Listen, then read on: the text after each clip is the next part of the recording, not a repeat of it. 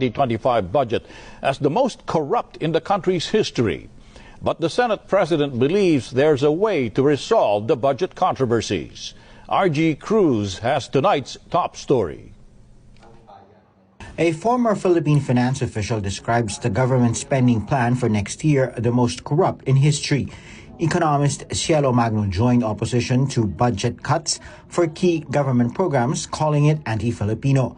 Magno also scored the 50 billion peso cut for the conditional cash transfer program and the 10 billion peso reduction for the Education Department's outlay for next year.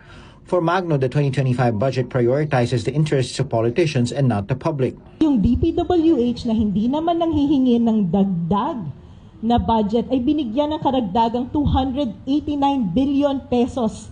At ang budget ng Senado dinagdagan ng 1 billion. Ang budget ng House of Representatives, 18.8 billion pesos. So hindi lang po PhilHealth ang problema ng 2025 budget. Ang problema natin ay yung kabuuan ng budget at ano yung kinakatawan nito. At naniniwala po tayo na ito na po ata ang pinaka-corrupt na budget sa history ng Pilipinas. Senate President Francis Escudero, however, believes there's still a way to fix the budget mess. Escudero explains on the part of the DepEd, it has accumulated over 36 billion pesos in unused funds from 2022 to this year that the president can